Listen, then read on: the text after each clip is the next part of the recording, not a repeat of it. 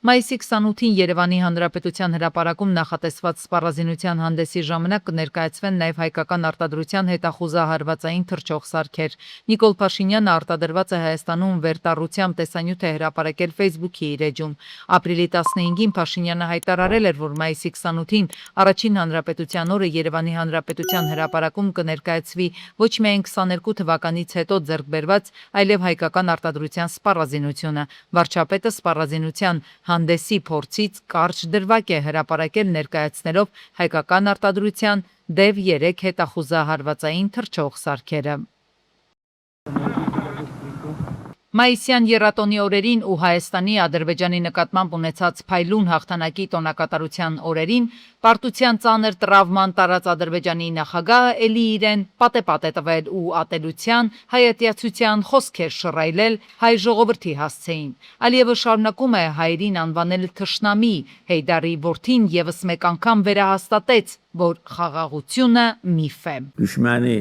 Մենք թշնամուն վտարեցինք մեր հողերից եւ վերականգնեցինք մեր տարածքային ամբողջականությունը։ Ադրբեջանական ժողովուրդը ոչ մի վնաս չի պատճառել հայ ժողովրդին։ Մեր նկատմամբ նման ատելության պատճառները թերևս պետք է ուսումնասիրվեն հոգեբույժների, հոգեբանների եւ բժիշկների կողմից։ Քանի դեռ հայ հասարակության քաղաքական ուժերը շարունակում են ապրել Ադրբեջանի նկատմամբ ատելությամբ, մենք պետք է զգոն մնանք։ Հիշեք իր ելույթը Եվրոպական համայնքի գագաթնաժողովում Հայաստանում անցկացված։ Իր ելույթը ոչ թե խաղաղության մասն է, ագրեսիվ ելույթ է։ Ալիևը հայտնել է, թե իբրև ինքն է Հայաստանի հետ հաստատված խաղաղության հեղինակը, նրա ձևակերպմամբ, եթե ինքը դա չցանկանար, խաղաղություն չէր լինի։ Եթե մենք ցանկանայինք, կարող ենք ռազմական գործողություններ իրականացնել ամենուր։ Հայաստանի ղեկավարությունը գիտի դա, եւ նրանց հետևում կանգնածները նույնպես գիտեն դա, անկախ այն հանգամանքից, որքան աջակցություն են նրանք տրամադրում Հայաստանին։ Նրանք գիտեն, որ մեր ուժի դեմ ոչ մի շանս չունեն, նրանք անօգնական են։ Եթե Ալիևի համար նույնիսկ ԵՄ դիտորդների ներկայությունը հայ-ադրբեջանական սահմանին ընդունելի չէ, եթե Հայաստանը դառնում է ԵՄ անդամ,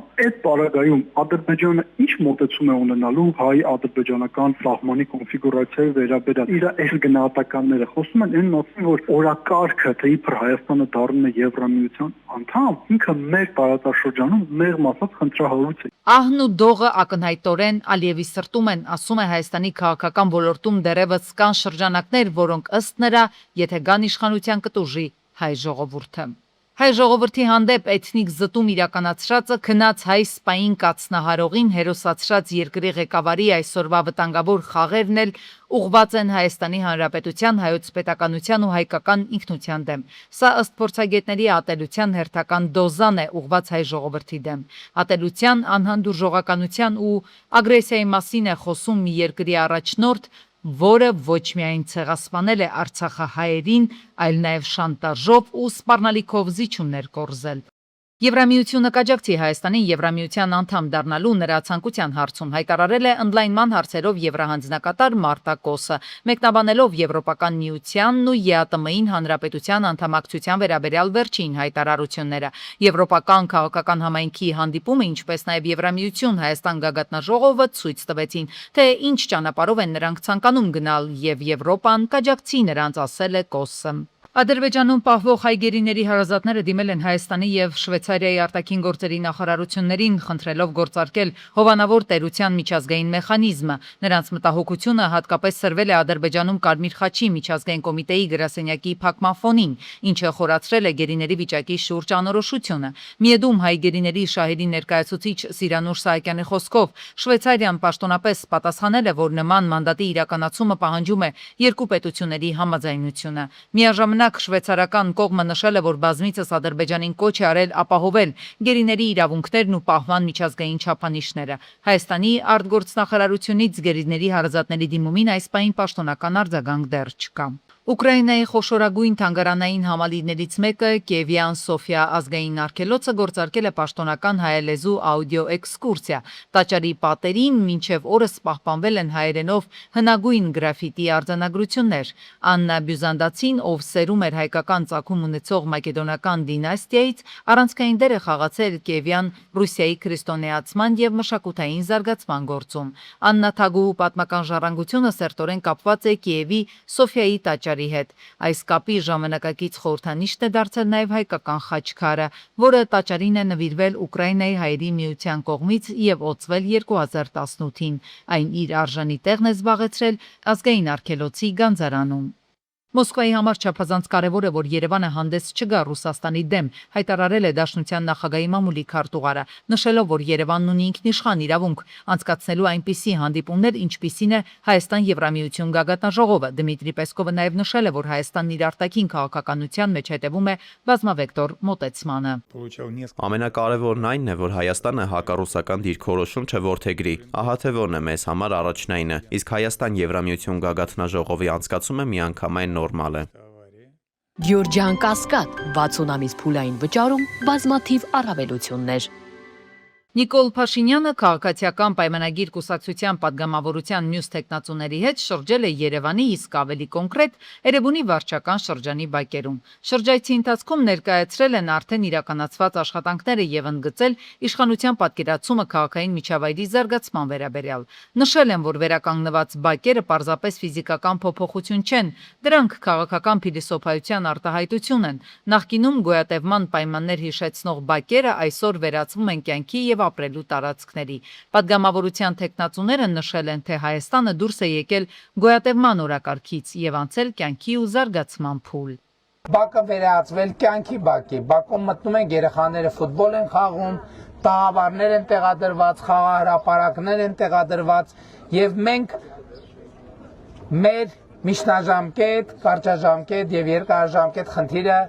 համարում ենք կյանքի դռները բացել մեր քաղաքացիների համար։ Փաշինյանը նաև ընդգծել է, որ իրենց նպատակը քաղաքացիներին առաջնորդնելն է կյանքի ճանապարհով նեղ անցումներից մինչև լայն ճանապարհ, որը առաջիկա ընտրություններից հետո պետք է դառնա երկարաժամկետ զարգացման կյանքի մայրուղի։ Դա է պատճառը, որ իրենք կրթությունը ճանաչել են որպես ռազմավարությունների ռազմավարություն։ Պատգամավորության տեխնացուն այս համատեքստում կարևորել է քաղաքացիների հետ կենթանի շփումները։ Բնականաբար շատ ակտիվ շփվում ենք մարդկանց հետ, բայց այդ ժամանակ մարդկանց համար մենք դեռ իշխանություն չէինք։ Այդ տրամաբանության մեջ մենք հետո ձեզ հայտնի հանգամանքների բերումով մենք որոշակի արգելքներ ունեցանք քաղաքացիների հետ շփման տեսակետից։ Ես հիմա ուրախ եմ, որ մենք վերադարձել ենք քաղաքացիների հետ լիարժեք շփման, լայնածավալ եւ լիարժեք շփման ձևաչափի։ Քարոզարշավի ընթացքում քաղաքացիական պայմանագրի падգամավորության տեխնացուները քաղաքացիների հետ բակային խնդիրները քննարկելիս լսել են նաև նրանց առաջարկությունները բակերի բարեկարգման վերաբերյալ։ Ժողովրդավարական համախմբում կուսակցության ներկայացուցիչները Տավուշի մարզի Ոսկեպար համայնքում հանդիպել են բնակիչների հետ, ներկայացրել իրենց նախընտրական ծրագիրը, խոսել գյուղոլորտում առկա խնդիրների մասին։ Կուսակցությունը համարում է, որ Հայաստանի տարվող արտաքին քաղաքականությունը պետք է լինի բալանսավորված։ Կուսակցության ներկայացուցիչները օրհնություն են ստացել Տեր-Աբել Քահանա Քարթաշյանի կողմից։ Օրհնությամբ մեկնարկած ճանապարհը կուսակցության ներկայացուցիչների համար ոչ միայն քաղաքական պայքարի, այլ նաև արժանապատիվ ինքնիշխան եւ կենսունակ հայկական պետության կերտման ճանապարհ է։ Ոսկեպարը մեր քաղաքական գործունեության մեջ ունեցել է շատ կարևոր առանցքային դեր, բացի այդ առանցքային դերը նաև ոսկեպարցիները մեր համար կարելի ասել ոնց որ ընտանիք լինեն, որովհետեւ մի ամսից ավել իրենք մեզ տուն են տվել, տեղ են տվել, պահել են, մենք միասին ապրել ենք ու հետեւաբար այլ տեղից անգամ տեսականորեն սկսել չէին կարող, հետեւաբար նորից կարելի ասել սկսում ենք մեր տնից, Ոսկեպարից։ Լուսավոր Հայաստան կուսակցությունը Երևանյան քարոզարշավը շարունակել է բարձրագույն դատական խորհրդի առջևից։ Ընտրություններում կուսակցության ցուցակը գլխավորող Էդմոն Մարուկյանը հայտարարել է, որ խորհրդանշական է տեղավայրի ընտրությունը, քանի որ վերջին տարիներին դատական համակարգի բարեփոխումները ձախողվել են մինչև օրս անկախ արդար դատարան չունենալու պատճառով։ Եվս հունիսի 7-ին քաղաքացին պետք է իշխանափոխություն անի։ Մենք մեր ժողովրդին չենք խաբում, ասում թե երկիրը տանում ենք Եվրոպա։ Մենք ասում ենք եվրոպական չափանիշներն ենք բերելու Հայաստան։ Դե Հայաստանում եվրոպական չափանիշ լինի, դա նրա մասին չի, որ չգիտեմ, Անտոնիո Կոշտան գա Երևանում ելույթ ունենա։ Դա նրա մասին է, որ մանկապղծության դեպքը չի կոծկվում։ Իսկ ինչու է այդպես։ Որովհետև այս մարմինը իր գործը չի անում։ Ինչի՞ չի այս մարմինը իր գործը անում։ Որովհետև այս մարմինի գործն է Նիկոլ Փաշինյանը վերցրել իր վրա։ Ադրբեջանից Հայաստան է ուղարկվել 16 վագոն դիզելային վառելիք։ Միևնույն ժամանակ Ռուսաստանից Հայաստան Ադրբեջանի տարածքով տարանցման ճանապարհով ուղարկվել է 6 վագոն պարարտանյութ և 4 վագոն հացահատիկ։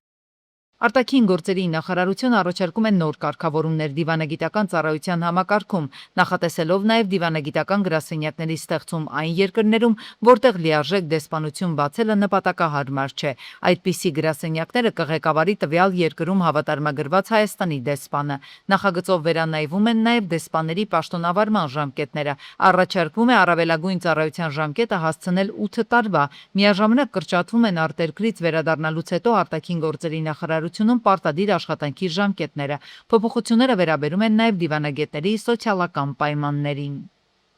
Լեռնային Ղարաբաղից բռնի տեղահանված 27 տարին լրացած անձինք այլևս խնդիր չունեն Հայաստանի քաղաքացիություն ստանալու հարցում, եթե տեղահանման հետևանքով կորցրել են կամ չեն վերցրել ծառայությունը փաստող փաստաթղթերը։ Այս մասին ազգային ժողովում հայտարարել է Հայաստանի պաշտպանության փոխնախարար Արման Սարգսյանը, ներկայացնելով զինվորական ծառայության զինծառայողի կարգավիճակի մասին օրենքում փոփոխություններ կատարելու մասին նախագիծը։ Նախագծով նոր կարգավորումներ է առաջարկվում նաև 2024-ի հունվարի 16-ին ընդունված օրենսդրական փոփոխությունների արդյունքում կրճատ ժամկետում պարտադիր զինվորական ծառայություն անցնող 27-ից 37 տարեկան զինծառայողների արձակուրդների համար։ Օրինակ, 1 տարով կամ 6 ամսով ծառայություն անցնողների դեպքում սահմանվում է 10 օրյա արձակուրդ, 1 ամսյա ծառայության դեպքում արձակուրդ չի տրվի։ Ի դեպ, նոր կարգավորում կգործի նաև պաշտպան հայրենյաց ծրագրով պայմանագրային ծառայության դեպքում։ Եթե պայմանագրային զինծառայողը 1 տարվա ընթացքում 5 անգամ ստանա կարգապահական տույժ, նրա պայմանագիրը կդադարեցվի։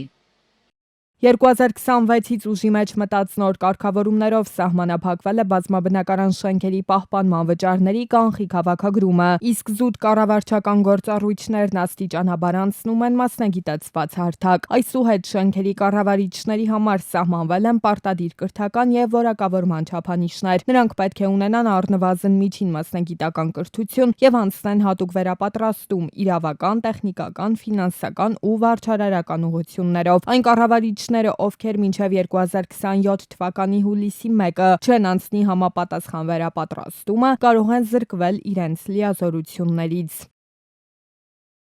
Նոր նախագծով նախատեսվում է վերջ դնել խոշոր բաժնետերերի կողմից փոքր ներդրողների իրավունքների չարաշահմանը։ Այսուհետ փոքր բաժնետերերը, հատկապես մինչև 5% բաժնեմաս ունեցողները, իրավունք կունենան պահանջել իրենց բաժնետոմսերի հետ գնումը, եթե ընկերությունը 10 տարի շարունակ շահույթ չի բաշխել, 3 տարի ժողով չի արել կամ 5 տարի գործունեություն չի ծավալել։ Չարաշահումների դեպքում ընկերությունն այլևս չի կարողանա խուսափել բաժնետոմսերի հետ գնումից, հղում անելով գույքային սահմանափակումներին։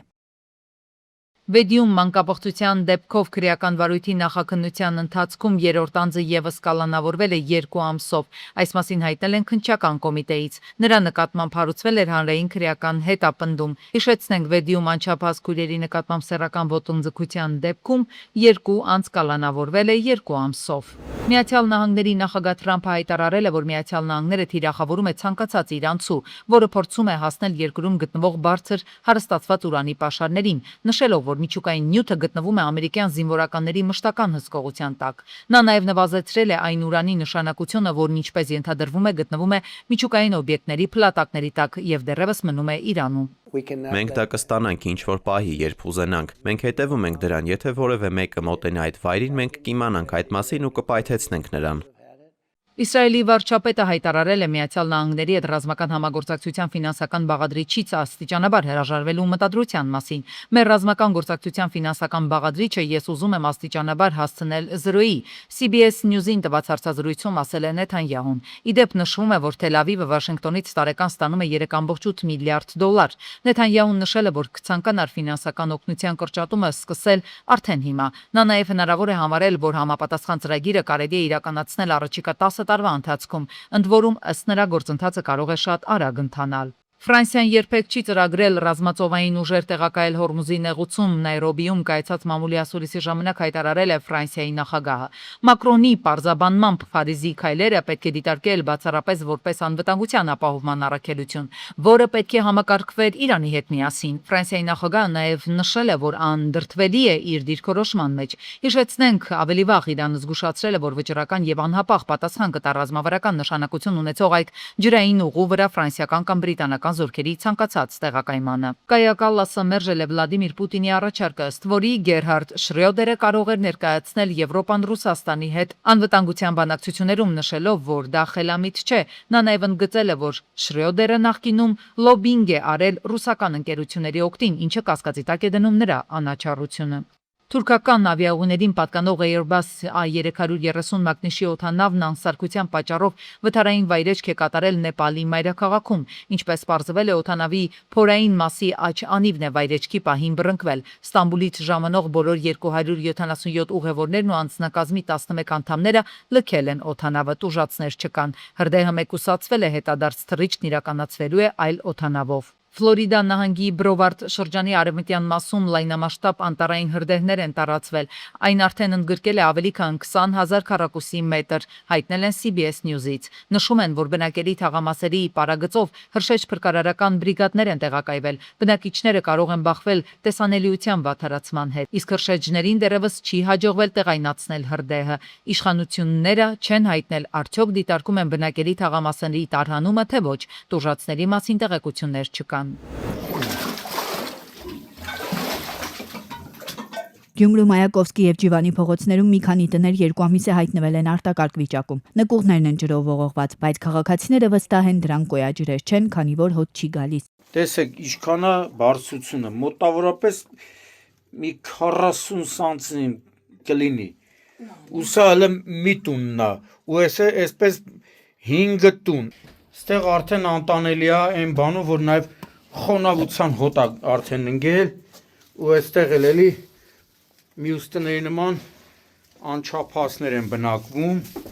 Նախ բնակիչները սեփական միջոցներով են փորձել ինչ-որ ժամանակավոր լուծում տալ։ Հեռացրել են նկուղներում կուտակված ջուրը հատուկ սարքերով, բայց կարճ ժամանակ անց նորից կուտակումներ են եղել։ Շենքի հիմքերն են թուլանում։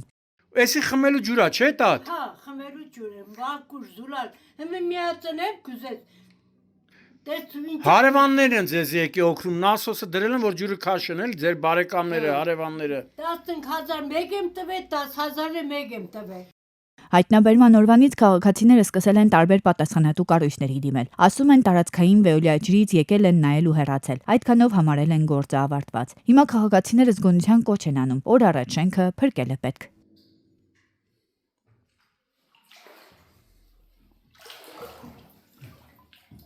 Եկել են, ասում են 3 տղամարդ եկել են, մենք որ ասում փինաչի նման կանգնել են, նայել են, թողը գնացել են։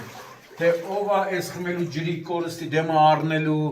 ով է դադարեցնելու արտահոսքը, ով պիտի հայտնաբերի այն որ ասում ակունքը, վնասված ակունքը եւ շատ արագ այս խնդիրը լուծի, դերևս մնացել է օդում կախված։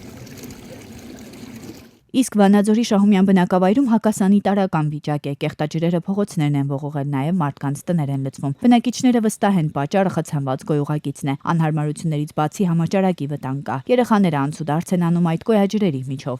Գոյուղի չկա դրանցած։ Գոյուղին գալիս է 55 շենքից, դուրի գալիս է դրան նստում գետը։ Դեմի ինձ այն օփշու շենքերի գոյուղին գալիս է դեմ Անդեքը ցանվելա, էսի մին տրուբեն է, էս տրուբով ջուրը մտնում է դու, սա խոքտով, բանիկի դկանով փակել, համ ես փակել եմ, առանց իմ մի հատ ինձ համար ես նորից տրուբա եմ տարել գցել արխի մեջ։ Ես ասում եմ այս շրջապատը 6 երեխա իրաննա, 4 երեխա ստեղա, 3 երեխա ստեղա, էլ ամբողջ դպրոց երեխեքներ չեմ ասում։ Շահումյանցիները նույնիսկ սեփական միջոցներով հատուկ մեքենա են հրավիրել խցանումը վերացնելու համար, սակայն դա եւս արդյունք չի տվել։ Բազմիցս դիմել են տարբեր կառույցների, քաղաքապետարան, վեոլյաջուր եւ սանիտարական ծառայություններ, սակայն մինչ այժմ խնդիրը վերջնական լուծում չի ստացել։ Հուսով են, որ գոնե այս կերպ բարձրաձայնելուց հետո պատասխանատու մարմիններից որևէ մեկը կարձագանքի։